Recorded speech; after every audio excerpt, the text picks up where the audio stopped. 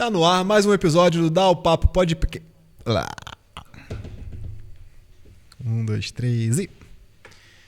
Tá no ar mais um episódio do Dá o Papo Podcast, aqui com muita informação, opinião e aquela conversa sem filtro. Então já aproveita para dar o seu play e vem dar o papo aqui com a gente. Hoje eu tenho aqui a oportunidade de estar com a queridíssima Sueli Lessa, que veio contar aqui a sua história. E desde já quero agradecer a sua presença. E tenho certeza que vai ser um assunto muito interessante para agregar, para ajudar muito pessoas, porque esse é um propósito também que nós temos aqui com o nosso programa, com o nosso conteúdo. Então, antes de mais nada, quero agradecer e quero que aproveite agora também para se apresentar. E a primeira pergunta de cara é: quem é a Sueli Lessa? Boa tarde.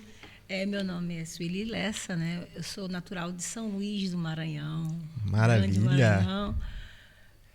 Migrei por Rio de Janeiro, morei em Natal primeiramente, né, onde casei, tive filhos e depois morei no Rio de Janeiro. Muito bem, mas olha, lá em São Luís do Maranhão, como é que era a sua vida lá, como é que foi o seu né, desde o nascimento, o crescimento, não sei se foi a primeira infância, se depois teve também a adolescência, ou seja, qual foi o período da sua vida ali natural de São Luís do Maranhão, até quando? Eu nasci mesmo no centro da cidade e fiquei a minha adolescência até me casar.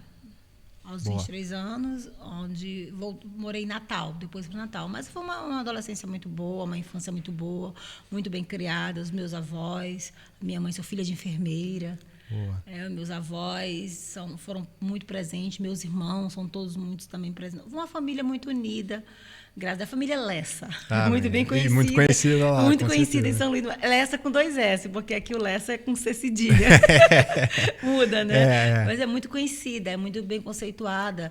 É uma família da área da saúde. É basicamente isso, né? Ou melhor, as minhas tias, né? Elas trabalham quase todas no hospital. Sim. E eu também segui esse ramo, né? Ou seja, foi a sua formação, é isso? Sim, eu sou técnica de enfermagem. A minha mãe é enfermeira de um dos maiores hospitais que tem lá em São Luís até hoje, que é o Socorrão, né? Uhum. Minha mãe era a enfermeira muito, muito conhecida, Cecília Lessa, né? Como eu falei, a família Lessa. Chega lá em São Luís do Maranhão, assim, você não precisa nem... a família Lessa, ela tá procurando hospitais... Então já sabe, o pessoal de São Luís do Maranhão, se for lá pro Socorrão, procura lá a família... eu fui indicado pela família Lessa. Mamãe já está na eternidade, mas tem outros... Pela família, né? Tem outros, fui indicação pela família Lessa. Família Lessa. Boa, muito bem. E depois, até a determinada idade, acho que 23 foi o que você disse, né? Sim. Eu saí mais cedo para morar em Natal. Em Natal? E me casei lá em Natal. E o que fez essa mudança de São Luís do Maranhão para Natal? Justamente o pai dos meus filhos, eu namorava com ele, né? E ele trabalhava em Natal, não podia casar, né? Em São Luís. Aí eu migrei. Eu fui, né? Que também é uma imigração, né? Claro. É uma mudança, de qualquer forma. É uma mudança, né? Ainda mais Brasil, que a gente sabe que a extensão é muito grande, né? Sim. E São Luís para Natal, a distância é enorme, né? E eu recebi o convite, né, dele de nos casarmos lá. Boa. E fui com a madrasta dele na época, que me levou, né? E ali nós construímos uma família, casamos. Boa. E a sua família aceitou numa boa? Minha mãe sempre gostou muito do pai dos meus filhos, né? Sim. Aí minha família sempre foi a minha mãe e os meus irmãos, né? Eu sempre fui muito ligada à minha mãe, porque eu não tive pai presente, né? Meu pai foi o meu avô que me criou, a minha avó. Ela era todo mundo junto, né? Então, assim, quando eu saí de casa para morar para casar, minha mãe, era só minha mãe então a minha mãe ela sempre foi muitos filhos. Sim. Então, se os filhos a gente queria alguma coisa, ela aceitava, né? E ali eu vivi em Natal, depois eu fiquei grávida da minha primeira filha, né? Da Esté, retornei para Natal, para São Luís, né? Saí de Natal, retornei para São Luís, passei 7 anos, depois voltei de novo para Natal. Boa. Só uma questão, se puder falar, claro, se sentir à vontade. Disse muito dessa questão do pai ausente, né? Como é que foi para você esse crescimento com o pai ausente, apesar de ter uma influência paterna, que era o seu avô? Eu não senti muita, como eu falei, falta do meu pai biológico, né? Porque eu tinha meu avô. Meu avô, ele foi pai. Ele foi pai, não era só o pai da minha mãe. Sim. Ele era o pai dos netos dele. Boa. Então, meu avô, ele criou... Tanto que eu tenho uma sobrinha que ela foi criada pelo meu... Já era bisneta. E a Daniele, que é a filha da minha irmã mais velha. Sim. A Daniele, ela foi criada pelo meu avô. Então, meu avô, ele gostava de cuidar, de criar. Né? Então, eu não senti. Eu tive contato com meu pai, depois de casada. Antes mesmo, né, quando a mãe dele faleceu, eu fui ter com ele. E assim, foi tudo, eu sempre fui muito bem resolvida. Isso é importante. Não teve mágoa, não teve... não, até porque quando eu resolvi ser cristã de verdade, entregar minha vida, eu decidi que, quando a Bíblia diz honra teu pai e tua mãe, independente da condição, independente do que ele fez por você, independente do quem foi teu pai, quem foi a tua mãe. A Bíblia diz honra, acabou. Se teu pai matou, se tua mãe foi isso, honra. Isso é muito importante. Né? Também tive, não é que tenha tido um pai ausente, mas tive muita presença do meu avô materno, né? Foi minha presença também masculina, e sei dessa importância. Mas, sem dúvida, essa passagem da Bíblia, honrar pai e mãe, é fundamental. É muito forte, entendeu? E eu digo que é um mandato com promessa, né? Honra teu pai e tua mãe para que te prolongue os dias na terra. Né? Eu ia te fazer... eu ia entrar nesse assunto, né? Que disse que é cristã. E só para tentar aqui encaixar. Sim. Quando é que sempre foi, ou seja, já veio de uma família cristã, sempre foi, onde é que se encontrou com Deus, o casamento tem a ver também com isso, já era um casamento também cristão, como é que é essa ligação, essa relação? Sim, a minha família sempre foi uma família cristã, né? Embora com doutrinas diferentes, mas sempre foi uma família cristã, que acreditou em Cristo. Eu digo família parentelas, entendeu? Okay. De berço. Mas me encontrar com Jesus Cristo, realmente, isso aconteceu, ter a presença, sentir, sabe? Ter o Senhor como Senhor e Salvador da minha vida. Sim. Foi aos 21 anos. Então, ali, eu tive um encontro com Deus, me batizei nas águas, aos 21 anos. Eu tive certeza quem Jesus Cristo é. E eu sou apaixonada por Jesus Cristo e por suas obras. Amém. Eu faço disso, meu mantra, tudo que tu possas imaginar. Eu sempre digo assim, Jesus Cristo, ele é tudo para mim. Jesus é o caminho, a verdade e a vida. Jesus Cristo é o caminho, a verdade e a vida. Amém. Amém. Boa. E então se batizou nas águas, foi 21. Sim, aos 21 anos. E aí, mas já estava já tinha casado ou casou depois? Não. Conheceu... Ou seja, conheceu o seu marido... É o Frank Sinatra. O nome do meu pai e dos meus filhos. Frank Sinatra. Não é pra ir. Não, assim, é um nome forte. Frank Sinatra. Eu conheci o Frank, a gente era muito... Lá atrás, bem adolescente, nós éramos da mesma comunidade, mesmo bairro, né? E crescemos praticamente assim. A mãe dele, as irmãs dele, nós sempre fomos todo mundo muito próximo. E logo que nos encontramos na igreja, né? E foi tipo assim, olhamos, nos apaixonamos, namoramos, noivamos e casamos. Foi coisa de 5 meses. Então, o varão na igreja, Frank Sinatra, cantava na igreja, não era? Não, ele não cantava. Ele prega, ele se pregou. Ele Até hoje. Ele não não. Ele não canta, o chamado dele é outro, né? Não, até hoje meus filhos, eles vivem isso, né? O nome do teu pai, Frank Sinatra. Era do grupo de oração, pelo menos, né? O Frank só tem ele. Eu acredito que no Brasil... De oração, de louvor, desculpa. E? Eu ia falar, era do grupo de louvor, não era pregador.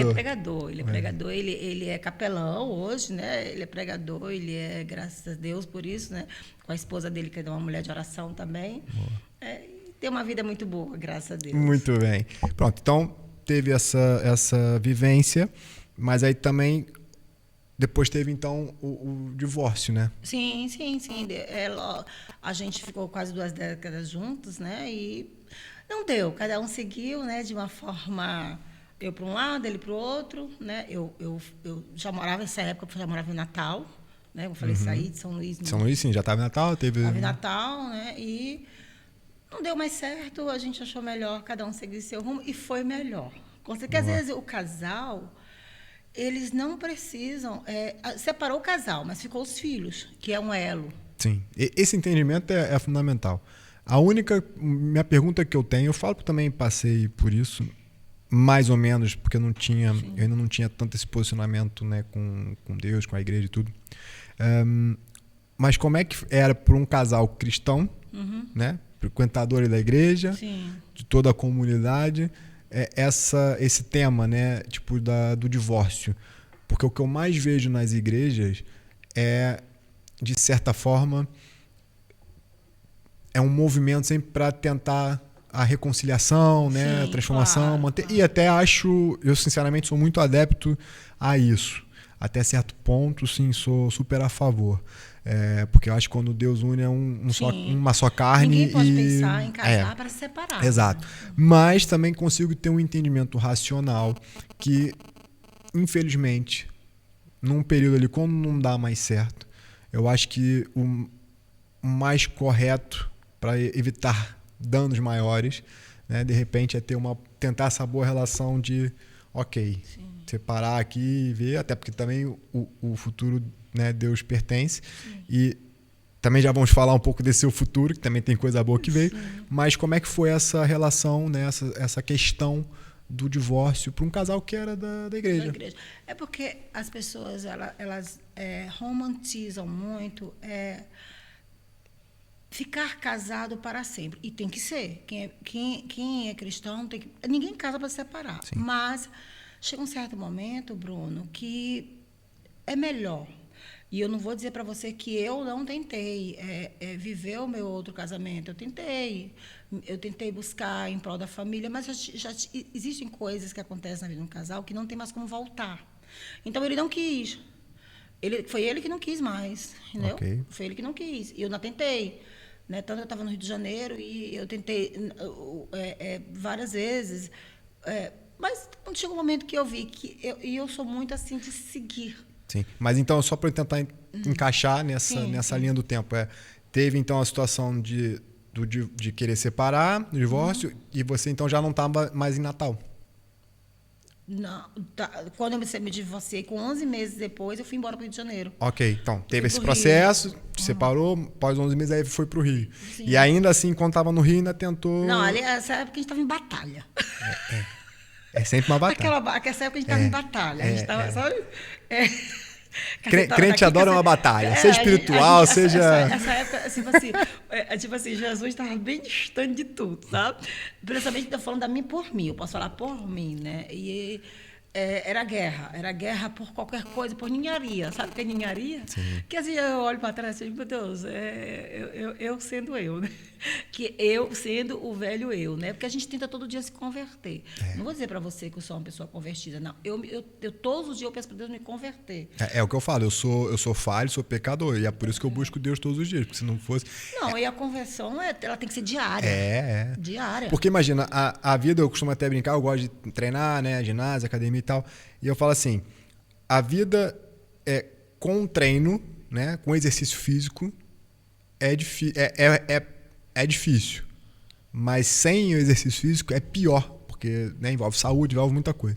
A vida com Jesus é muito difícil, mas é muito pior sem, pô.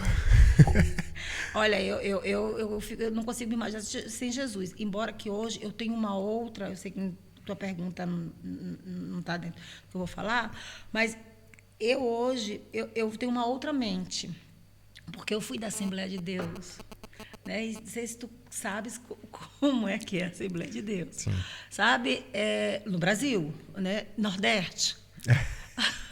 Acho que você não tem. Você é do Rio de Janeiro, eu morei no Rio. Eu fui lá, eu ia nessa.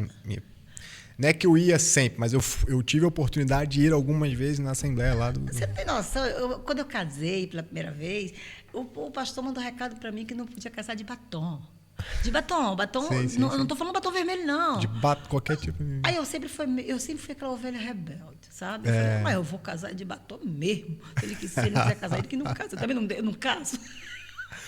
E casei. Porque, tipo assim, E hoje eu vejo o evangelho de uma outra maneira, sabe? Eu não me sinto mais presa. Eu me sentia uma pessoa oprimida. Talvez isso foi uma das questões que meu casamento no primeiro não tenha dado certo. Sim. Porque eu tinha vontade de fazer algumas coisas que eu não podia fazer. E eu não vejo isso como... Eu queria vestir uma calça, não podia. Eu queria botar uma batom. Eu sempre fui super vaidosa, né? Aí vinha aquele versículo, porque de vaidade, vaidade. Então, tipo assim... Hoje eu tenho uma outra visão. Eu gosto de andar bem vestida, eu gosto de andar bem arrumada, eu gosto, sabe, de brincar, sabe? Eu me sinto livre para fazer esse tipo de coisa. Eu acho que... Vamos entrar um pouco aqui nessa polêmica. Eu até tenho um videozinho gravado hoje aqui que eu vou depois postar, de um texto de uma pessoa que... É desses novos... Fala muito... Letras falam muito de Deus, de Jesus e tal. Mais ligado pro trap, essas coisas também. E que eu sei que em determinadas igrejas isso é completamente reprovável. Sim. Né? Até mesmo o modo de vestir, né? Enfim. E eu acho que às vezes a igreja limita tanto que é difícil, porque a pessoa quer ter a relação com Deus, mas fica... Quando entra ali em determinadas igrejas, se sente ali a ovelha perdida, presa, sente mal, e aí acaba pensando assim, será que o evangelho é para mim? Isso é ruim, porque tem tanta gente que quer aceitar Jesus, mas não faz porque acha que tem que viver nessa... limitado. Sim, mas tem pessoas que elas se encaixam, tipo o pai dos meus filhos. Não, ele tá tudo bem. 100% a doutrina da Assembleia de Deus. Ele é zero de álcool, ele não toma vinho para nada, ele não curte música do mundo. Então, ele casou hoje com uma pessoa exatamente como ele tinha que ter casado lá no início. Sim. E eu fiquei anos oprimida, não estou dizendo que foi ele que me oprimiu. Eu me oprimi. Sim. Eu que aceitei. Entendeu? Porque a igreja, ela quer queira, quer não. Quando eu falo igreja, eu estou falando homens. Sim. Homens, lideranças, tu conheces bem, eles acabam impondo isso, então, mas é a doutrina da Assembleia de Deus, então tu ficas lá se tu quiser, se tu não quiser tu sai, foi o que aconteceu comigo. Então quando eu me divorciei, eu tive um declínio espiritual muito grande, e ele permaneceu, eu não, sabe, eu não permaneci, eu nunca saí da igreja. Mas eu também não fiquei 100%, entendeu? Mas eu sempre ficava, porque eu tinha... Minha preocupação era o quê? Meus filhos. Meus filhos. Então, por mais que se eu fosse para algum lugar, mas vinha aquele temor. Poxa, os meninos vão seguir aquilo que eu estou fazendo. O temor é muito importante, né? Eu acho que isso é fundamental. Entendeu? Isso, a pessoa que não tem temor também é complicado. Fica. Então, quando você... Então, assim, o Espírito Santo, ele acaba te cobrando, te buscando, te trazendo. Então, teve momentos da minha vida, com o declínio, com a separação, que eu olhava assim, e eu estava em algum lugar e sentia aquela voz assim, que só nós que temos aquela intimidade. Porque... Deus não nos abandona. A gente abandona Deus, mas Deus não. Era isso que eu ia falar. Deus nos abandona. A gente abandona Deus, mas Deus nos abandona. E ele fala assim, aí não é teu lugar. Eu olhava para lá, aí eu disse, aqui é meu lugar. E eu ia para casa e eu ficava assim. Aí vinha aquele vazio, aquela vontade. Até que eu disse, não. Eu decidi, eu falei, não, eu não quero isso para mim, para minha vida, para meus filhos. Mas é como eu digo, é uma escolha. A igreja, ela tem a doutrina dela. Eu não estou criticando a denominação A, B ou C. Tanto que hoje eu me congrego na igreja Alagoinha, né, a Batista Alagoinha. Sou muito satisfeita ali. Gosto muito. Entendeu?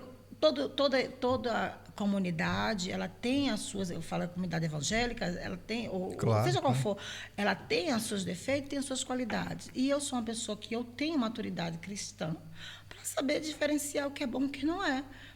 Eu graças a Deus por isso, né? Eu não vou dizer para você que eu sou santa, eu sou porque eu sou separada, né? Eu sei disso. Mas eu tenho maturidade para saber o que é bom e o que não é. Então, aquilo que eu faço, que não é de acordo, já não é de acordo com o homem, é de acordo com o que Deus quer para mim. Tanto que, como eu te falei, quando eu me separei, eu voei. Eu fui experimentar aquilo que eu queria experimentar. Já o pai dos meus filhos, não. Ele permaneceu. Ele ficou ali, ó, sabe? fiel, digno, né? Segundo a palavra de Deus, né? Assim eu penso. Porque a gente não pode falar muito. Então, não que tenha sido o caso, mas é isso que às vezes acontece, né, também. E que pega mal para a imagem, que é a pessoa também falar que é tão certinho ali daquele propósito dele e depois aos olhos, né, ou seja, por trás ali não é só como se fosse uma capa. Sim. E atenção, mas tem uma pessoa que está sempre de olho em tudo, que vê tudo, que é Deus. Por isso, mas enfim. Pior que não, não é só uma pessoa, tem duas. Que tem um outro lá também, o Capiroto. Sim. Ele fica doidinho para nos acusar. Ele fica, sabe, a história de Jó? Ele fica assim, ó, doidinho assim, tá vendo? Olha, eu vou pro carnaval. Então, mas a diferença é que ele conhece pelos nossos pecados, né? Sim. Pelos defeitos. O outro conhece pelo nome, é diferente. Né? É verdade. Ainda é superior. Com certeza. Mas, muito bem. Nesse período todo, Sueli, você disse também da separação, fala muito aqui dos seus filhos. Como é que é essa relação com seus filhos? O que isso também pode ter afetado ou não? Como é que foi para eles essa mudança, a questão de separação? Como é que é hoje? Enfim, todo também esse trajeto aqui com eles. Fala um pouquinho deles, né? A Esté, a Esté já fala, né? A Esté é uma rainha. A Esté, já tem nome de... a Esté é uma rainha. A Esté, eu posso dizer para você que foi a pessoa que segurou a barra. Sim. Sabe aquela pessoa que segurou o cajado? Aos 16 anos que eu me separei, a Esté teve uma vez que ela falou assim, mamãe, isso aqui não é o caminho. Então, hoje a Esté ela não se congrega, mas ela é uma menina de Deus. Mas ela não se congrega. A Esté não tem igreja, sabe? Ela não se congrega.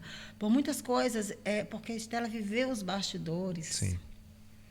Ela sabe. Então, isso na cabeça dela, ela sabe o que se passa atrás, né? Que não convém a gente falar aqui, mas ela sabe. Já o Pedro, não. O Pedro é um menino que, com as limitações dele, né? Mas ele é um menino que ele gosta, ele ora, ele gosta de ler a Bíblia, ele gosta da igreja. Ele sente falta do fervor da igreja lá do Brasil. Sim. Né? Da Assembleia de Deus lá do É Brasil. pentecostal, né? Ele gosta. Então, assim, não afetou. Tiveram também, juntamente comigo, o declínio, tiveram. Mas Pedro respingou menos, por ele ser criança. Sim. Na época. Respingou bem menos. Na Esté já respingou. O que pingou em mim... respingou muito nela. E eles tinham quantos anos nessa altura? 16 anos e ele tinha 8. Eles eram completamente bebês, né? São, né? Ela tem 27 e ele tem... Bebês da mamãe. São 27 anos, ela fez agora, sábado, 27 anos, mas eu olho para ela assim... E ela está onde agora? Ela passou 50 dias comigo aqui, ela está em Natal. Está em Natal, mas ela mora lá. Mora em Natal. Hoje, minha filha, graças a Deus, ela é concursada, se formou agora em letras, né? Boa. É uma boa menina, é uma boa filha, carinhosa. Eu só tenho que agradecer a Deus pelos meus filhos, né? Amém. Agradecer a Deus porque Esté e Pedro, né, são a minha vida. E é por eles, sabe? Primeiramente por Deus, depois pelos meus filhos. Eu costumo sempre dizer assim, para parte cristã, né? Sempre é tudo por ele, para ele, né? Todas as coisas são para ele. Mas na nossa vida aqui, do nosso dia a dia, e do nosso propósito também, do que nós queremos, né? E buscamos, junto, claro, com a bênção, né? do nosso Pai, que é sempre identificar o porquê, né? Que a gente faz aquilo e busca aquele propósito. Quando a gente não sabe o porquê, é por quem. Por quem? Entende? Por um acaso eu até sei o porquê e principalmente sei por quem. Sim. Que são os meus filhos também. Então isso é muito legal, é muito interessante as pessoas também terem essa noção disso. Né? Quando você tem um propósito, tem uma coisa em mente e busca por aquilo, mesmo que você não saiba o porquê, mas que saiba por quem. Porque exatamente. É isso que vai te fazer estar motivar, todos os dias. Né? Também, mas porque a motivação não é sempre, sabe? Sim. Mas é o que vai fazer você estar ali disciplinado, ter constância. Porque o grande segredo para esse sucesso aí é constância, disciplina. Sim. Isso, às vezes, nem todo dia eu estou motivado. Não. Entende? Tem dia que dá vontade da gente chutar o balde. Por isso que o meu foco é nessa disciplina, no sentido qual é para quem meu propósito? É por quê? Entende? Então é todo dia. Todo dia. Estou aqui, a gente está aqui, hoje é feriado aqui em Portugal. Estamos aqui. Estamos aqui. Ontem também foi ponte, poderíamos não ter trabalhado. Tivemos aqui. Sim, estamos aqui com os projetos, com as coisas para fazer um propósito. Sim. Entende? E depois, Deus também vai unindo esses propósitos, vai colocando pessoas que têm essa sinergia, para que a gente possa aqui construir algo maior, entende? Por exemplo, essa oportunidade que a gente tem agora de conversar, é Deus? Porque, de verdade, a gente está tendo essa conversa super de boa, uma conversa super, super construtiva. E Deus está falando no coração da gente. Exatamente. Né? A gente sente assim que Deus falando. Exatamente. Eu vejo a tua história, a gente estava conversando antes aqui em off, é bem parecida com a minha. E detalhe, em nenhum momento, agora eu vou dar uma de pastor Leonardo Salles, né? Do profeta lá. Sim, vai. Eu perguntei teu nome antes, falei alguma coisa, ou seja, eu não tinha falado ainda da minha história, por exemplo. Né? Você contou aqui minimamente, me deu aqui que também não tem muito roteiro, não tem nada, e falando, vamos aqui conversar. E calhou das histórias ter essa ligação, percebe? Sim. E isso é muito legal também, a gente poder conversar, por isso que essa oportunidade é benção demais. Muito bem. Pronto, aí você tem então, a Esther tem o Pedro. Esther e Pedro. Os seus bebês. Meus Que bebês, já não são 27, tão bebês, né? 18 anos. Muito bem. Você disse da condição do seu filho. Como é que é a condição do seu filho? Porque eu acho que não... O Pedro, ele foi diagnosticado logo depois que eu me separei, né? Eu fui para Aruama. Com 10 meses, 11 meses depois, eu mudei para Aruama. E ali eu comecei a trabalhar na minha área, não como home care. Sim. Porque eu não tinha trabalho fixo. Lá na região do Lago, você é carioca, você sabe. Sim. Em Araruama, né? Eu fiquei ali. Mas o Pedro, eu já observava ele desde pequeno, porque mãe sabe. Mãe sabe. Depois de Deus, quem sabe é mãe. Mãe sabe. Até quando dá de mamar, a mãe sabe. Quando o filho, mãe sabe. E eu sempre via o menino, ele tinha... e minha mãe, quando era viva, ele foi crescendo, minha mãe dizia que ele era imperativo, né? Tinha imperatividade, porque ele não parava, ele era quieto, mas eu sentia que tinha algo diferente no Pedro. Pedro, ele tem algo diferente, ele tinha, né? E tem. E ali eu fui me acostumando, não fui deixando passar, né? Aí veio a crise do casamento e tal, fui deixando passar. E quando eu cheguei em Araruama, eu comecei a ficar... Ficou só eu e ele, porque a Esther voltou com 16 anos, ela passou na faculdade para biomedicina, ela voltou para Natal. E eu fiquei com o Pedro sozinho em Araruama, trabalhando para nós três. Ela tinha um gato, também tinha um gato. Tem até hoje, né, que mora com a Esther. Então, eu fiquei trabalhando. Mas eu fiquei mais próxima. E eu observei que meu filho, aos 9 anos, ele não sabia ler. Okay. Aí eu fiquei assim, um dia, a gente estava na casa de uma senhora... E ele começou a chorar para não ler. E aí eu cheguei em casa e falei assim, Pedro, eu acho que foi depois do meu encontro com Jesus, essa foi a segunda vez que eu fui ao pó. Falei, Pedro, você não sabe ler? Aí ele começou a chorar, falou que não. Nem ler, nem escrever. Aí eu me perguntei onde é que eu estava como mãe, né? Que eu deixei meu filho... Eu esqueci do que o menino... Aí eu corri atrás, né? Aí eu fui atrás de médico, eu comecei a observar mais, porque, incrível, a gente, quando está doente, nossos filhos adoecem e a gente não percebe. Cara. E eu estava doente, eu estava doente, sabe? Sepulcaiado. Eu falei isso hoje, gravei mais cedo também, e falei um pouco sobre isso. Eu também tenho minhas questões, né? Separação, divórcio, longe dos meus filhos, enfim, uma confusão danada. E uma das discussões que tivemos, até foi há pouco tempo, que foi, você não eles não são sua prioridade para você, não sei o quê, porque temos as nossas divergências. E eu disse exatamente isso. Por muito tempo, eu vivi muito para eles, para ela, enfim, para tudo. Mesmo que não concordem ou não vejam da mesma forma. Só que eu cheguei a uma conclusão com essa aprendizagem toda, que se eu não tiver, eu tenho que ser a minha prioridade. Porque se eu não tiver bem para mim, se eu não for 100% do Bruno, eu não sou 100% para ninguém. Como é que eu posso dar 100% para os meus filhos, que merecem, se eu não sou 100% para mim? Como é que eu posso cuidar deles se eu estou fragilizado? Como é que eu posso oferecer coisas melhores, até financeiramente, ou seja, o poder do dinheiro, do capital, para poder oferecer algo melhor para eles, se eu estou todo destruído nesse sentido, nessa área? Entende?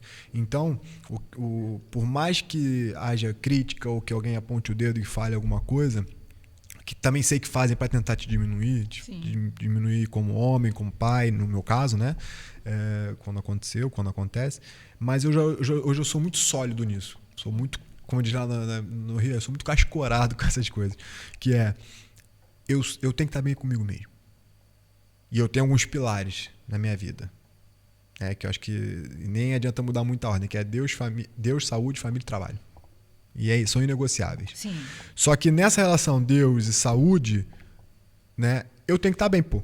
Entende? Ou seja, eu tenho que estar bem. Se eu não estiver bem com a minha relação com Deus, se eu não estiver bem fisicamente, se eu não estiver bem financeiramente, se eu não estiver bem, eu não consigo estar bem para os outros, pô. Principalmente para os filhos. Exatamente. E os filhos são os que mais sofrem, os que mais. Sim. Uma separação, ela não é fácil. Sim. E não se cobre muito por isso, né? Porque também, ou seja, eu sei que a gente se cobra muito. E agora, como você disse, meio tem aquele tom, putz, né? Deixei de lado. Mas tá tudo bem, acontece. Né? A gente também a gente não é dono da verdade, né? Das coisas. Hoje eu não me culpo mais. Até porque Deus, ele me fez entender isso, sabe? Que não foi só eu que fui negligente. Não foi só eu que fui negligente. Claro. Era uma família. Então, não fico. 50% é 50%. Claro. Então, quando eu me separei, Pedro tinha 8 anos. Então, 8 anos, uma criança já sabe ler e escrever. Então, eu trabalhava, eu sempre trabalhei. Claro que não justifica. Mas aí, graças a Deus, eu corri atrás. Né? O Rio de Janeiro, eu cheguei com o Pedro até para Belo Horizonte. Né? Andei com ele ali no Sudeste e eu tive uma no Rio de Janeiro, em Araruama, eu tive uma rede de apoio muito grande. Eu fiz muitas amizades, eu tive amigas mesmo da área da saúde, que eu tenho que agradecer a Deus. Então, assim, eu tive uma rede de apoio com o Pedro que eu não tive quando eu tinha uma família lá, estruturada. Não tinha. Lá, Pedro teve avó que não era avó, tios que não eram tios, que não tinha nada a ver com o grupo, sabe? Eu tinha acabado... Olha, eu me separei 3 meses depois e minha mãe morreu. Eu fiquei sem mãe. Eu fiquei sem ninguém, eu não tive apoio de ninguém, a não ser apoio de pessoas que eu digo que não eram nada para mim. Sim. Então, lá no Rio de Janeiro, onde eu morei esse tempo todo, separada, sozinha com meu filho, ali eu consegui correr atrás. E o Pedro, depois, ele chegou a passar no colégio, na escola bilíngue. Eu já tinha planos de ir embora, e eu falei, não, você não vai fazer, entendeu? E hoje Pedro, ele lê, fala muito bem, conversa muito bem. Claro, ele tem as limitações dele, como eu tenho as minhas, tu tem as tuas, só que as dele são visíveis, né? Mas ele faz tratamento, faz terapia. Hoje o Pedro é um lorde, ele faz hipismo. Né? Ele faz hipismo, ele faz 3 anos de hipismo, ele já vai fazer competição. Então, assim, é uma outra questão que eu acredito que você não vai abordar mais para frente. Sim, não, vamos falar, vamos chegar nessa cronologia, né? E vamos falar sobre isso, mas pronto, e glória a Deus por isso também, porque é uma luta e eu acho que a gente passa por esse processo e as coisas acabam por se alinhar. E como é que nesse caso, como é que é o Pedro? O Pedro está aqui. Está comigo. Pronto. Não largo, não. Então, antes de a gente falar do Pedro hoje, vamos entender agora o que te levou, então, a vir a Portugal. Ou seja, teve esse processo todo, Natal, Maranhão, São Luís, Natal, Rio, Araruama. E quando é que entra Portugal? Em 2018, na verdade, quando eu cheguei em Araruama, eu já pensava em sair do Brasil. Já pensava há muito tempo em sair do Brasil. Mas quando eu recebi o diagnóstico de Pedro e que eu vi que tudo era difícil, tudo era muito difícil para ele, tudo. A terapia da fala, né, que a gente chama a fono, tudo, psicóloga, tudo muito difícil. E para conseguir um salário, eu sempre dava, porque eu não tinha que trabalhar para poder cuidar dele, para receber um salário. E aí eu sentei com ele e falei para minha filha que eu queria ir embora, que eu queria sair do país. Por causa do Pedro. Os meus 2 filhos, os meus filhos, foi a minha causa principal. Mas o Pedro, por tudo que ele vivia, por tudo que ele... Eu acho que o Pedro ele merecia ter uma vida, uma qualidade de vida melhor. Entendeu? Ele merecia, ele precisava ter. Então, eu falei assim... Então, o primeiro passo que eu falei assim, eu vou embora. Mas eu não pensei em Portugal. Porque eu tinha um certo preconceito com Portugal. Eu falo que Portugal é quintal da Europa, que hoje ninguém pode falar isso perto de mim, não. Eu defendo Portugal mais do que eu defendo. Falo do meu Portugal mais do mínimo. Eu sou portuguesa. Também eu. Eu também, eu amo Portugal. Então, assim, eu pensei naquele sonho americano, morar nos Estados Unidos. Aí eu comecei com a minha filha, comecei a estudar inglês pela televisão, comecei a preparar o Pedro, e ele começou a ficar entusiasmado. Falou, vamos. Mas aí tinha aquela história da DS, né? Tem que fazer o visto e tudo. Okay. E eu entrei em contato com algumas pessoas que eu já conhecia do Facebook e disseram, olha, é muito difícil você entrar nos Estados Unidos com um filho. Você vai ser negada de casa. Você não tem estabilidade financeira no Brasil. Foi. Eu não tinha... Você vai ser negada. Aí eu imaginava, na época, era 2.700 e pouco pagar o meu visto, mas o de Pedro dava... Eu já tinha juntado esse dinheiro. Eu digo, cara, eu vou pegar esse dinheiro, vou ser barrada, vou voltar para trás. Juntar 5 mil reais no Brasil é muito dinheiro. Sim. É muito dinheiro, para quem, entendeu? Para quem tem 2 filhos, pagava aluguel. E uma filha estudando na faculdade, o outro no Brasil. Ainda tinha um gato. Eu tinha um gato. Qual é o nome do gato? Frank Sinatra de Souza Dantas Júnior.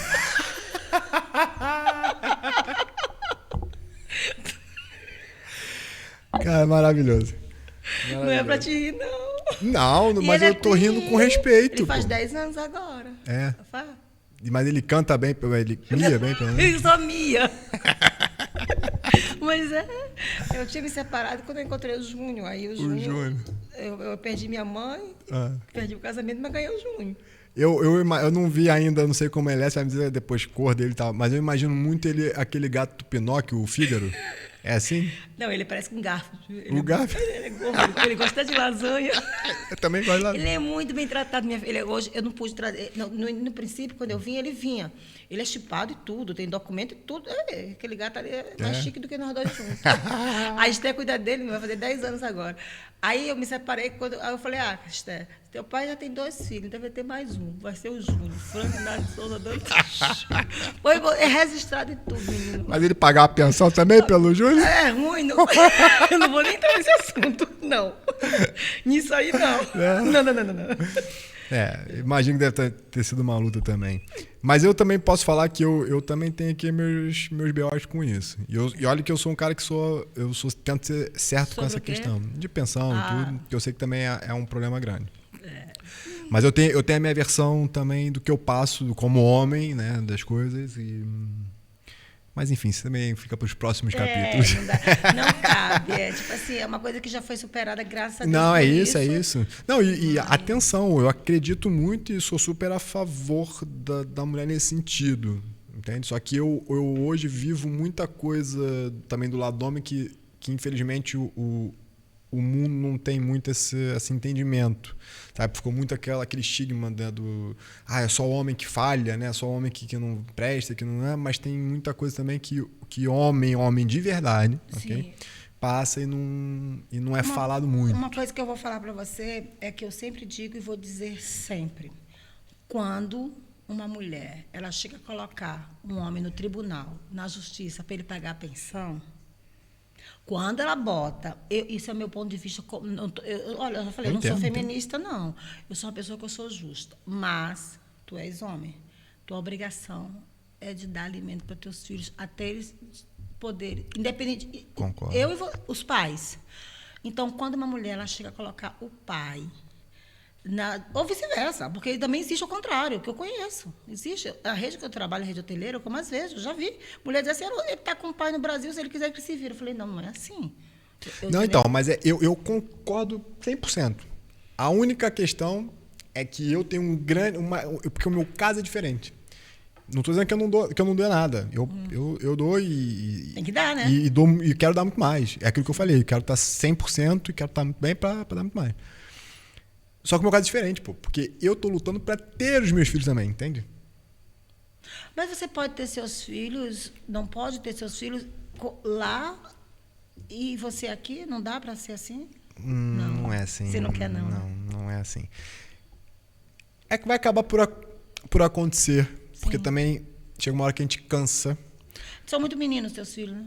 A minha mais velha tem 8, mais novo tem 5. Nós estamos falando de bebezinhos mesmo. Os meus são bebês. Só que estamos a falar de uma situação onde me foi retirado esse direito de ser pai, de estar com eles. Entende? Isso é assunto também que eu ainda vou... Quando eu vier aqui de novo. O intuito também do projeto é poder falar muito sobre esses temas, porque sim. É a forma que eu tenho também de ajudar outras pessoas, percebe? É diferente. Não, comigo foi assim, eu me separei perguntei, vai ajudar ou não vai? Então eu fui lá pro tribunal. Pronto. Aí a justiça determinou. O meu nunca foi, percebe? Eu sempre quis ter comigo. Sempre tive. Não, comigo não. E tem uma coisa que as pessoas não entendem. Ninguém entende. Só quem passou por isso mesmo e para quem realmente se importa com isso. Com um homem que se importa com isso. Que é uma coisa que nunca vão me devolver. Que dinheiro nenhum paga. Sim. Que é o tempo. Ver os filhos crescendo. E eu tive esse privilégio. Eu tive esse privilégio. Porque, por exemplo, se calhar o do seu ex-marido, ele até ficou ali um tempo ali distante, alguma coisa assim, mas foi por escolha dele. Não, eu fui embora. Pronto, mas ele aceitou ir embora e não sei o quê, e depois, sei lá, se afastou, sei lá como é que foi essa relação. Sim. No meu caso, não. Entende? É completamente diferente.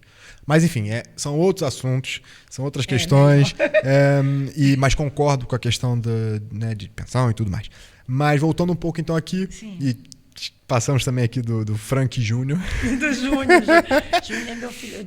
Agora eu tenho outra, né? Eu tenho outra filha, que é a Luna. Agora essa aí é Luna Lessa Costa Almeida, que já é filha do Miguel. Que também já vai entrar aqui na história. Eu e meus filhos. E aí, pronto, ou seja, veio... Então, a ideia era para os Estados Unidos, né? Sim, viu que esse cara não era muito viável. Passei, isso foi em 2017, 2018.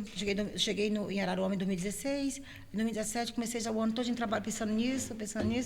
Aí, em 2018, pensei, quando eu falei, vou para os Estados Unidos. Aí veio a pandemia, 2019. Em março, eu só trabalhava de home care. Isso ainda lá no Brasil? Lá no Brasil, Araruama, estava em Araruama. Aí, quando veio a pandemia, que foi o caos, né? Para mim, foi bênção. Eu não estou falando isso em relação do que passou da tragédia. Estou falando para mim, em si, porque a minha filha, que estava em Natal, veio para próximo de mim, trabalhava em home office em casa. Eu fui chamada para trabalhar na linha de frente do Covid, que eu só te falei no início, técnica de enfermagem. Sim. Né? Trabalhei na linha de frente do Covid. Pedro, na época, começou a estudar em casa. Então, quer dizer, as coisas, para mim, em vez daquela história de fica em casa, eu fui juntando mais dinheiro. Claro. Aí, eu falei assim, eu não vou mais para os Estados Unidos. O sonho americano acabou. Aí, eu comecei a estudar outros países, inclusive Espanha e tal, que eram mais fáceis de entrar. Quando eu comecei a entrar em grupos de Facebook, né, de imigração, e eu entrei em um que era Brasil e Portugal. Brasil e Portugal. Aí eu comecei a ver as histórias, comecei a pesquisar sobre a cidade, Coimbra e tal, e fiz amizade com algumas pessoas. Boa. Entendeu? Aí esse foi o começo. Ali eu conheci a Daiane, nesses grupos, né, que hoje... Que já estava aqui. Que já estava aqui. Já estava aqui. A Daiane, acho que estava 2, 3 anos aqui, já tinha uma agência de viagem, que até hoje. Inclusive, ela é minha madrinha de casamento. Então, assim, a Daiane, eu conheci ela num grupo do Facebook. Você tem gente, você aqui na internet, tem gente... Não, tem internet, tem gente que presta também, tem muita gente boa. Conheci um rapaz que morava em Maia e ele começou a me dar coordenada, ver colégio para Pedro. Ele falou assim, olha, vem para cá e tal. A minha mãe precisa de uma pessoa para trabalhar. E eram pessoas que eu conversava de vídeo, uma senhorinha e tal. Eu conheci. Só que quando eu cheguei, que eu fiz imigração em Madrid com o Pedro, a Daiane falou para mim assim, por que tu não vai para Braga? Eu já estava com tudo certo para casa dele. Não, mas aí você... Quando é que foi isso de vir para Portugal? Foi em 2022. 22, ok. Sim, eu pulei, né? Tranquilo, não tem problema. Então veio em 2022, sim. E aí ia para... Fez a conexão em Madrid. Madrid. E vinha para ficar no Porto. Maia, Porto, sim.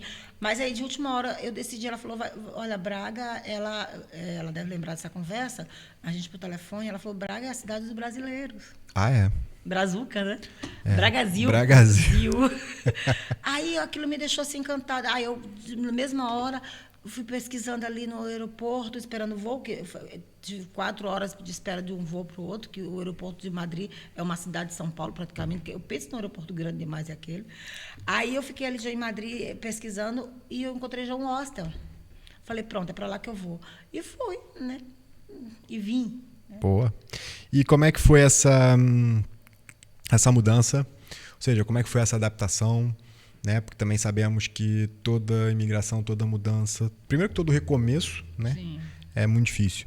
E depois, num caso, é mudar de país, né? Mudar de cidade, clima, com um filho, com as questões que seu filho, apesar de estar super, como é que eu vou dizer, de boa com essa questão, né? Sim. Tem uma vida muito saudável, muito tranquila. Mas como é que foi essa mudança, tanto para você quanto para o seu filho? Até para quem ficou no Brasil, para sua filha, para o Frank Júnior. Como é que foi essa adaptação no início? Como eu digo, para mim, vir para Portugal foi a melhor coisa que podia acontecer na minha vida. Depois de conhecer a Deus, a Jesus, foi ter meus filhos, foi vir para Portugal. Porque... Mas já teve essa certeza logo que chegou? Ou é fácil falar agora? Não. Logo cheguei. Olha, eu cheguei num dia... No outro, 2 dias, só foi tempo de eu sair, eu fui acolhida por uma pessoa que é muito minha amiga hoje, também foi uma outra minha madrinha de casamento, a Ricele, me acolheu. Né? Eu saí do hostel, 2 dias eu comecei a trabalhar no Hotel Vila Galera. 2 dias comecei a trabalhar. Boa. 2 dias eu comecei a trabalhar já com um contratozinho direitinho, com 2 dias. Isso é muito raro acontecer. Com 2 dias, nunca tinha aberto um vinho, até hoje eu não sei, nunca tinha servido ninguém da vida. Até hoje não sei. Até hoje eu não É porque hoje meu trabalho já é diferente, sim. Entendeu? Graças a Deus por isso. Mas eu digo, nunca sei.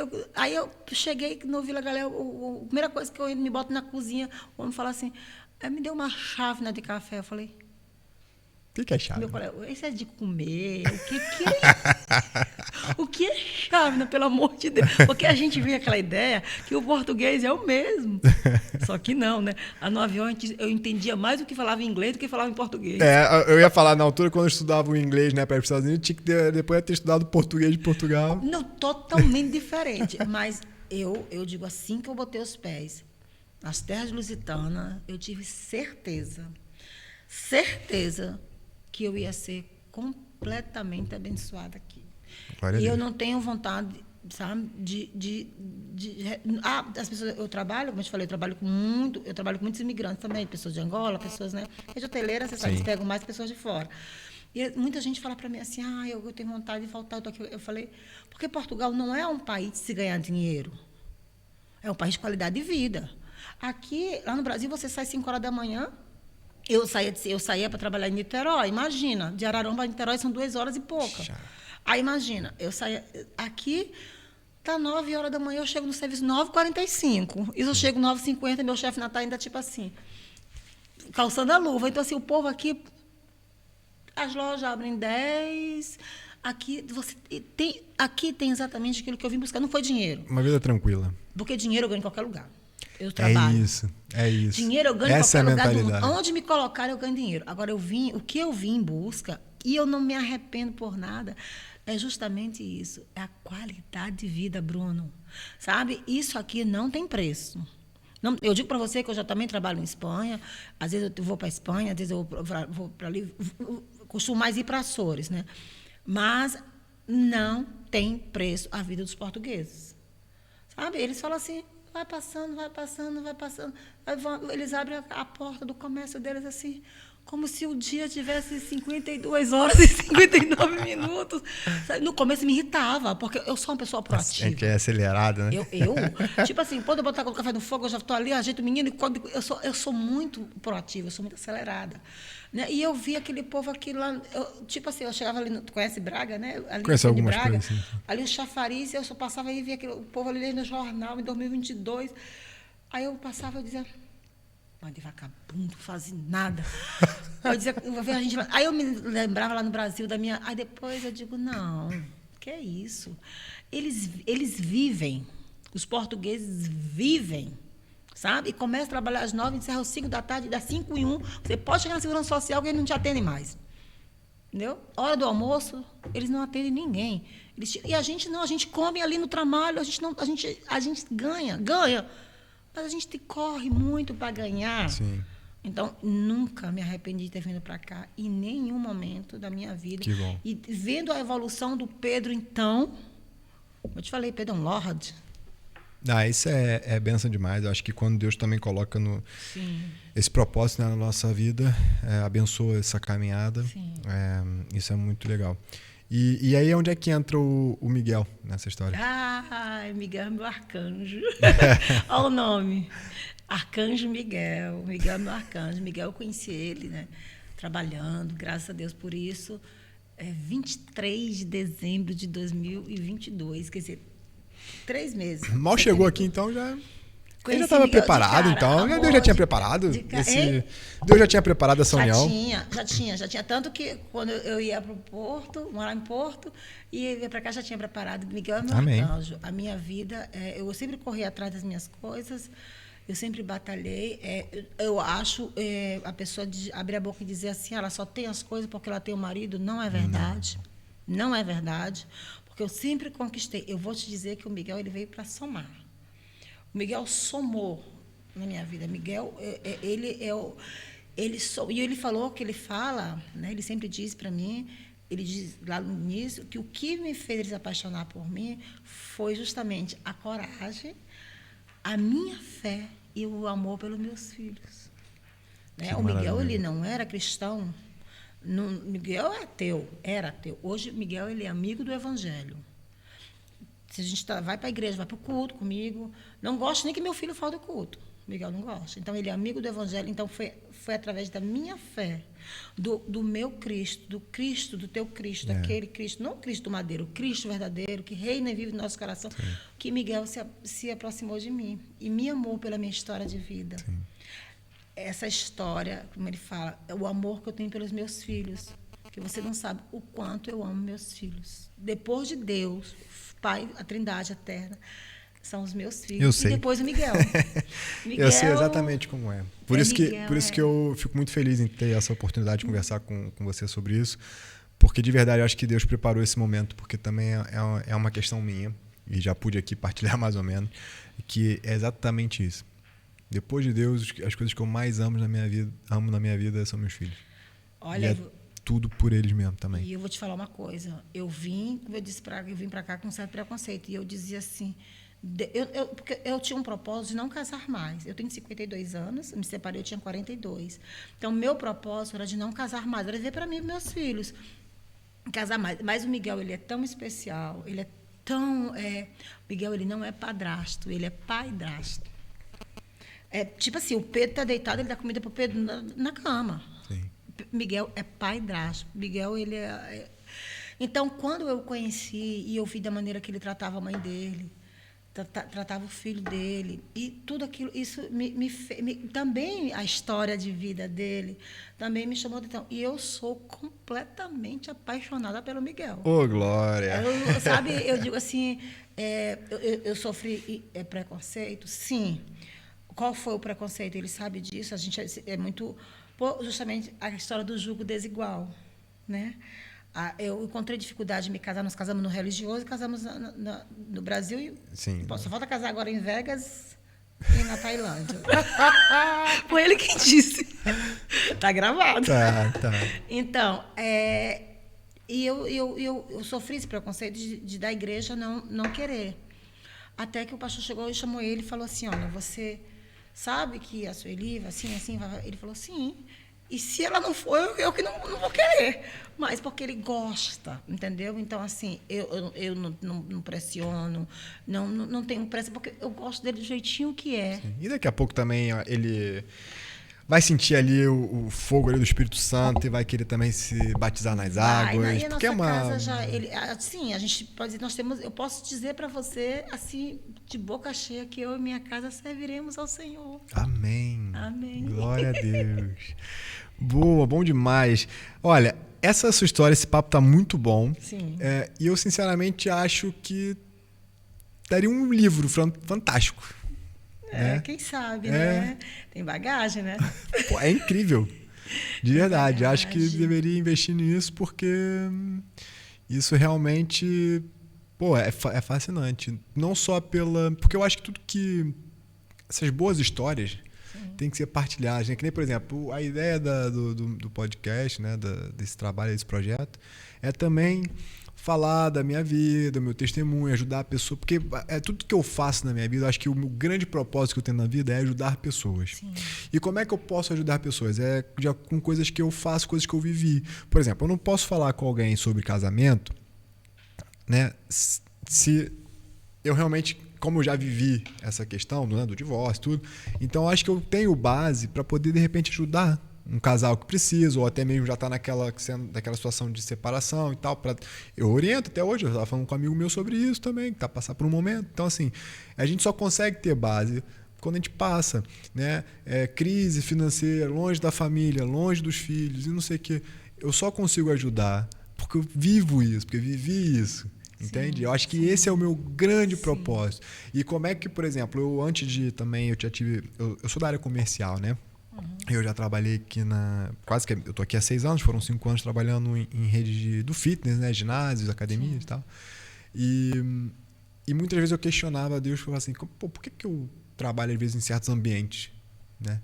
E foi na hora, cara, Deus me mostrou. Nem foi falado, sabe? Não ouvi nada, ele só me mostrou, porque logo em seguida atendi uma pessoa e tive a oportunidade de falar de Deus, falei de depressão, falei de ansiedade, pessoa que estava com um problema de saúde, era pessoa que estava com um problema de separação, de divórcio, não sei o que, estava mal. Coisas que eu já tinha vivido. Sim. Porque, aliás, pouca gente sabe, mas só quem sabe mesmo que teve comigo todos mesmo, que era Deus, estava ali, era a depressão que eu sofri, a humilhação, o mal que estava, né? Então, assim, e o que me ajudou naquele momento? Primeiramente, Deus. Segundo, atividade física.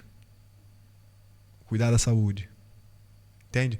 Então, assim, essas coisas me dão base também para ajudar. Por isso que esse projeto, eu acho que é um projeto também para poder falar muito do que eu quiser, sabe? E poder apresentar histórias, por exemplo, como a sua, né? Que é para poder ajudar. E acho que isso deveria virar um livro, tá bem? Sim. Vou profetizar aqui na sua Amém. vida, irmã. Aceito em nome de Jesus, aceito. Muito bom, né, Bruno? Muito bom, foi muito bom. Eu agradeço. Eu que Também, agradeço. de verdade, do fundo do meu coração, que realmente Deus continue abençoando a sua vida abundantemente. Sim. Quero muito ter a oportunidade de conversar mais com a Sueli. De repente, um momento também, que até que o Miguel participe, também quero conhecer o seu filho. Não sei se está saindo só, mas acho que sim. Conhecer o seu filho. Sim. Sua história é incrível. E é merecedora, assim, de todas as bênçãos, todas as coisas boas. Igualmente. Muito obrigado. Agradeço eu por ter essa oportunidade de conhecer teu podcast. Que Deus abençoe você. Amém. Grandemente, abundantemente. Amém. Recebo também. Amém. Olha, tem a oportunidade. Se quiser deixar aqui, de repente, seu Instagram ou algo que né, também sirva para ajudar. Lessa Sueli. @Lessa Sueli. Lessa Sueli. Boa. Entendeu? Também vai chover de gente lá querendo saber conhecer. Porque, juro, que conversa maravilhosa. Eu adorei. Que conversa maravilhosa, né? Olha, terça-feira de carnaval para nós. Oh, glória a Deus, é o nosso bloco. É o bloco dos Fico em Casa, né?